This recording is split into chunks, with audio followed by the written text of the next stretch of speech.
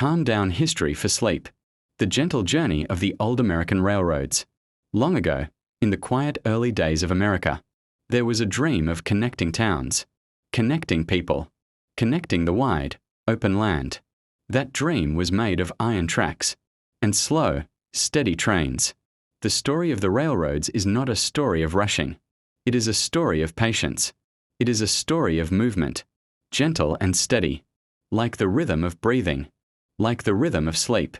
The first gentle tracks, in the early 1800s, when the world was slower, when the nights were longer, the first small railroads appeared. The very first American railroad was short. It did not stretch far. It was only a few miles, but it was enough to begin. Wooden rails, iron wheels, a small cart moving forward. Click, clack, click, clack. The sound was calm, steady, repetitive. People watched with wonder. A wagon moving on its own, pulled by steam, guided by rails. It was slow, but it felt like magic. The steady work of building. Building the railroads was not fast. It was not easy, but it was steady.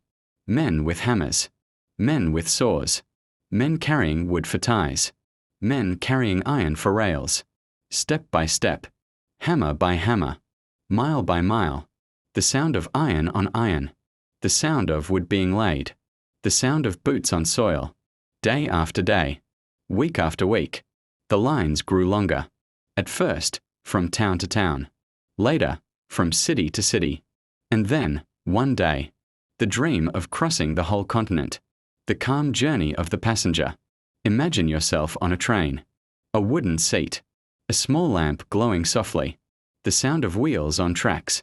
Click, clack, click, clack, click, clack. Outside the window, the world passes slowly. Fields of green, rivers flowing, mountains in the distance. The train does not hurry. The train does not rush. The train moves gently, like a lullaby in motion. Passengers close their eyes. Some whisper, some dream, some drift into sleep. The expansion west. The United States was wide, vast, open. The east had cities.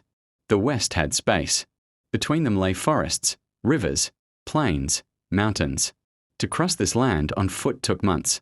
With wagons, it took weeks. But with railroads, slowly. The journey began to change. The dream of the Transcontinental Railroad was born. A track that would stretch from the Atlantic Ocean, all the way to the Pacific. It was a dream of distance. It was a dream of connection. It was a dream of unity. The gentle labor. The building of the Transcontinental Railroad was long. It was slow. It was patient. On one side, workers built from the east. On the other side, workers built from the west. Every day, the rails grew closer. Every day, the dream came nearer. The workers rose with the sun. They carried wood. They carried stone. They carried iron. Hammer, hammer, hammer. Step, step, step. Breath, breath, breath. Slowly, steadily, the lines grew. The golden spike. Finally, one day, in 1869, the two lines met. Promontory Summit, Utah.